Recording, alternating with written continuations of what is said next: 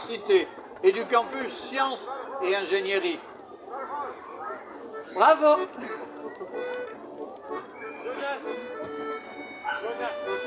C'est un personnage marqué du sceau du romantisme et du baroque. Tout droit sorti d'un film de Visconti, avec dans le regard la lueur de folie d'un héros de Gogol. Beaucoup de parrains pour un seul homme, mais Paul Georgevitch von der Wies les mérite tous. Pianiste virtuose de surcroît. Dans la collection d'originaux, d'esthètes fous, de princes du bizarre qui peuplèrent la Riviera, il tient une des premières places. À Nice, il a laissé une trace indélébile. Valrose. Miraculé, le château est arrivé jusqu'à nous. Son prestige de vestige d'une époque dont il ne reste presque plus rien a oblitéré son créateur. Pourtant, la vie du baron est digne d'un roman. Formule passe-partout qui jamais n'a sonné aussi juste qu'avec ce Balte, né dans une famille plus que modeste. Dessinateur au ministère russe des Travaux publics, ingénieur des chemins de fer, il négocie les tracés, lance des voies ferrées, perce des tunnels. Imagine-t-on des chantiers à la dimension d'une contrée aussi vaste que la Russie ? Paul y fait fortune.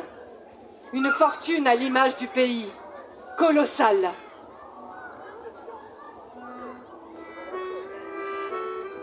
Dans la Russie des tsars, être riche n'est rien si on ne porte aucun titre de noblesse.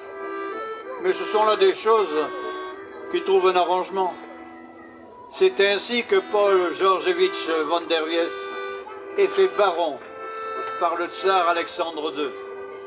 Noble, riche, il reste à l'ambitieux Paul à bien se marier et faire la conquête de la bonne société. Il épouse Vera. Elle est cultivée, aime les arts et fréquente les salons de Saint-Pétersbourg. Sa fortune, Paul la veut éclatante. L'argent chez lui n'étouffe pas l'esprit de curiosité. Il a lu beaucoup de livres et écouté toutes les musiques. Il décide de déjouer le carcan du formalisme en s'exilant sur cette Riviera où déjà l'aristocratie russe et la famille impériale ont pris leur quartier d'hiver. Arrivé à Nice, Paul rôde autour des villas Payon et Bermond, là où est mort le grand-duc Nicolas, sous les yeux de sa mère, l'impératrice Marie-Alexandrovna. Paul ne se contente pas d'admirer. En bon ingénieur, il étudie, puis, avec un sourire, conclut « Je ferai mieux. Le terrain, il va le trouver loin, à la campagne. 10 hectares adossés à cimier, équivalent jusqu'au Vallon des Roses. L'endroit est vierge de construction. Paul appelle des architectes, des jardiniers, et leur explique ce qu'il veut. C'est très simple. Il veut Versailles. Le comble du raffinement, du luxe, du faste. Un château romantique, gothique et baroque à la fois. Un rêve qui n'a pas de prix. Oh, il en aura un, pourtant. 12 millions de francs or. Quelle importance, puisque Paul transforme l'or en beauté. 800 ouvriers travaillent sur le chantier. Et que dire du nombre d'artisans, tailleurs de pierre, charpentiers? Une chaîne en spirale de labeur digne de l'époque de Louis XIV. À la tête de la pyramide, 2 architectes russes, Grimm et Makarov. Et sur le terrain, 2 Niçois, Maraini et S.M. Biasini. Sa Majesté Biasini, comme le surnomment les jaloux. Les travaux durent 3 ans. L'entrée se fait par l'actuelle avenue Prince de Galles. On passe sous un portique flanqué de 2 tours, puis s'ouvre une route bordée de citronniers et d'orangers. Un tel vaisseau exige une armada de domestiques cuisinier, maître d'hôtel, jardinier. Plus de 100 en permanence. Un village au service d'un homme, son épouse et leurs 3 enfants.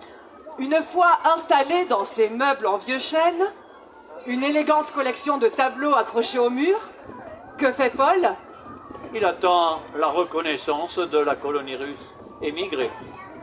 C'est pour elle, pour l'éblouir, qu'il s'est lancé dans cette aventure folle. La reconnaissance tarde à venir. La société impériale, en se déplaçant sous le soleil de Nice, ne perd rien de sa rigidité. Paul doit faire plus fort. L'atout que se prépare à jouer von der Wies est musical.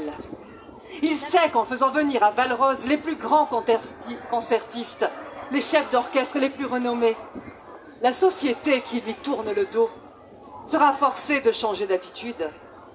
La musique, dans cette fin de 19e siècle, est le lien privilégié des classes supérieures. Dès 1873, le baron organise 2 concerts par semaine. Il a engagé un orchestre symphonique à demeure de 35 musiciens, chiffre bientôt porté à 50.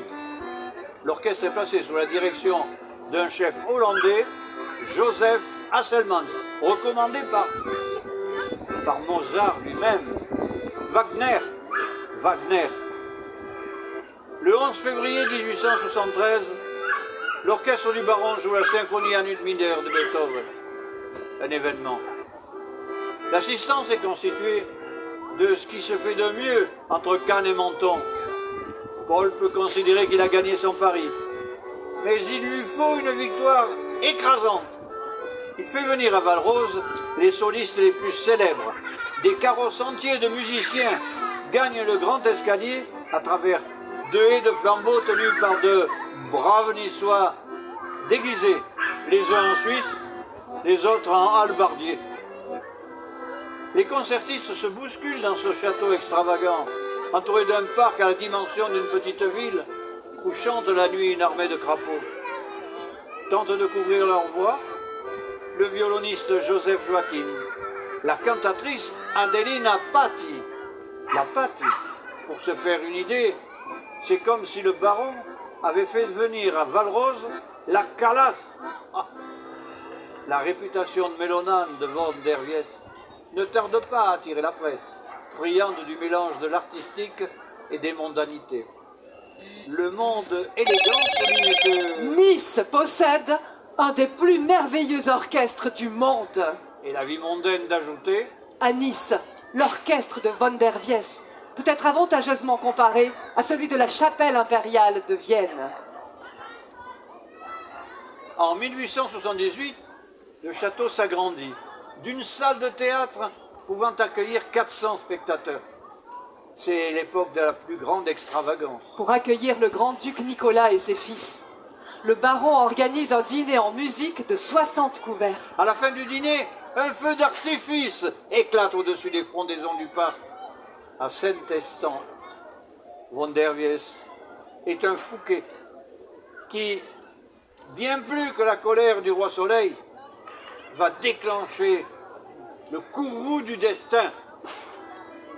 À l'orée de l'année 1881, tout semble aller bien. Vera organise des bals de charité auxquels Paul ne se montre pas. Depuis quelque temps, il préfère son isba. Une isba de sapin en provenance d'un de ses domaines près de Kiev. Démontée planche par planche, transportée par eau et par chemin de fer, et remontée à l'identique dans le parc. Ce parc dont Paul avait confié la réalisation au créateur des jardins de Monte-Carlo, Joseph Karl. Karl laissa libre cours à son talent tout en respectant la beauté naturelle du lieu. Il traça des parterres à la française, des bosquets à l'anglaise, construisit des grottes dotées de cascades, de fausses ruines romaines. Au détour d'une allée surgissent un tombeau étrusque, des statues de nymphes et de dieux de l'Antiquité. À des milliers de kilomètres, il a reconstitué la Russie pauvre de son enfance, comme s'il voulait retrouver la brutalité et la vérité des éléments.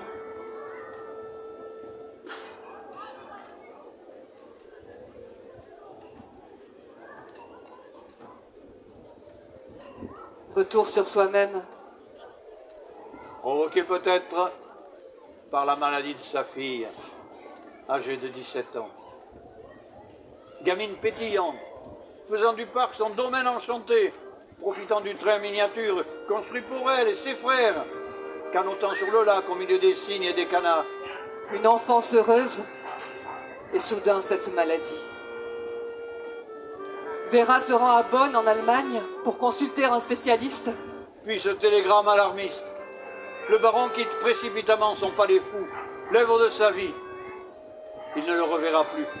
Il arrive à Bonn pour trouver sa fille livide, allongée sur un horrible petit lit mécanique, déjà atteinte par la rigidité de la mort. Le baron, le milliardaire, celui qui peut tout acheter, ne supporte pas l'inacceptable. Dans le train de retour vers Nice, Paul von der Wies succombe à une attaque d'apoplexie. Le rêve d'or et d'argent de Valrose n'aura duré que 10 ans.